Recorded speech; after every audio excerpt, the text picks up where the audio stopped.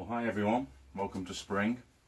If you're bored of the skiing videos I've been putting up over the last few months, you'll be glad to know we're going to get back to some forging and some working on the car.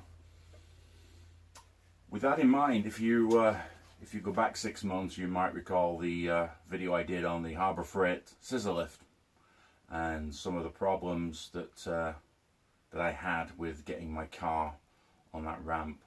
The problem was these swing arms which reach out to some jacking points on the car somewhere, and the problem I had was they weren't really long enough. They were probably a couple of inches shy of really reaching the pinch welds, which made it difficult to lift the car, and you had to be inch perfect to position the car so that I could find some underbody jacking points. So what I did next was, well, actually what happened was somebody commented on one of the videos that there's a company called JMC who do extensions to these. I think these are around 19 inch in length, and JMC do some extensions in pairs, and I think they're 26 inches, which would then reach the pinch welds quite comfortably. So I checked them out.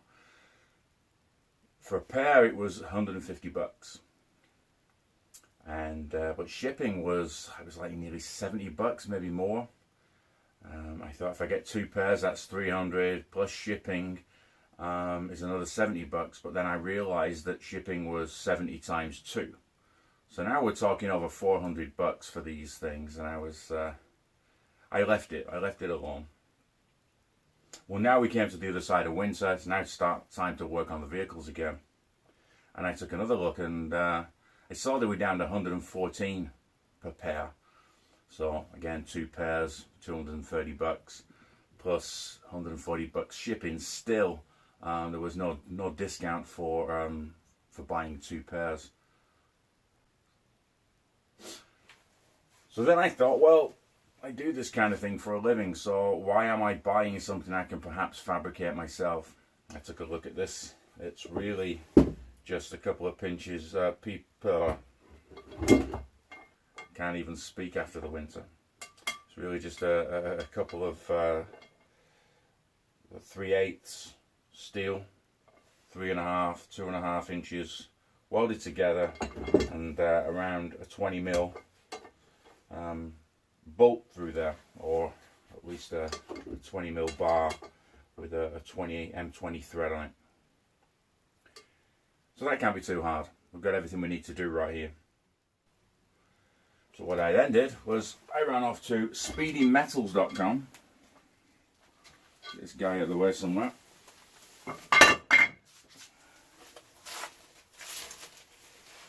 And we bought some steel. Now, this is hot rolled steel. It's not cold rolled, not quite as tough, but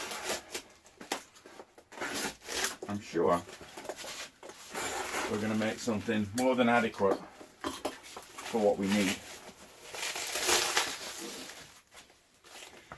So just to put into context what it is we're trying to do here is this is what we use for the jacking points on the vehicle. And they sit and slide. If I get the original, you'll get a better idea. Sit on here and slide along. Yeah, you can see how that works. So that's all we're trying to do. No rocket science involved. So what the idea is now is to recreate this here, and hopefully get this fixed up well enough.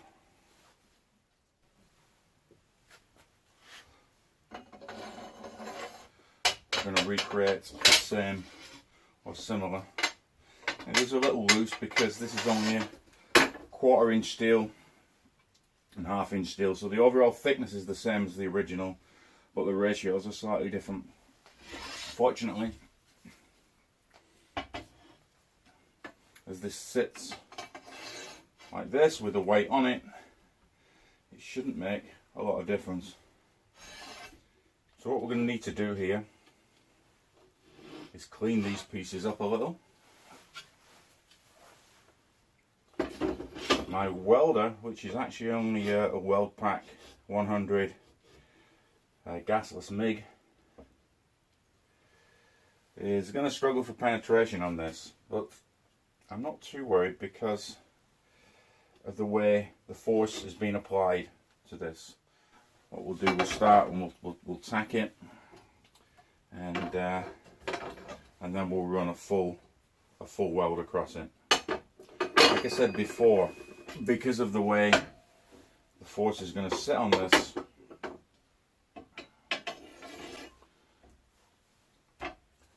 most of this will be supported by the base of the scissor lift itself, and then the car will sit on here. So maybe you're going to have to support across this distance here on 4 points the weight of the vehicle. I think we should be fine. The other thing that's going to have to happen here is we're going to have to drill and probably tap an M20 hole here. I'm going to use bar stock, round bar. I will use the lead to put a 20mm thread on there and screw into here, so we're not relying entirely on the weld. And then obviously same on the other end, it will be threaded. Let's put the bolt on to go through the frame of the lift and hold it in place with a pivot. What I should mention, I mentioned the price of buying these from GMC, was the cost of the steelwork from speedymetals.com is where I bought this. And I bought, it was just 6112 for the 1/2 inch and 68, so 120 bucks. I got a discount on that because it was my first purchase with Speedy Metals of 10%. So the total for the material here was just short of 110 bucks, and then it was just short of 50 bucks for the shipping. So 158.28 was the total cost, which is substantially less than what I was going to pay for the finished article. And of course, we're going to have more fun building these than we would buying them. That's the whole point, isn't it? So so there you go, how to save money and create yourself a little work on a Saturday. What I'll start by saying is, if you came here to learn how to weld, then you're in the wrong place. If you want to go and learn weld, there's some great videos out there. This is probably not where you want to be.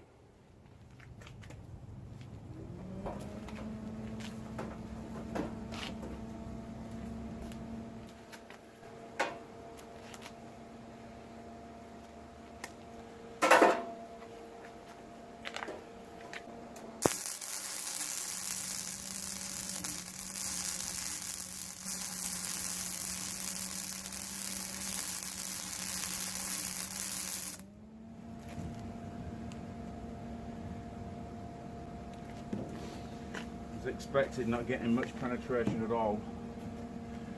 Maybe I need to go and watch some of those videos again.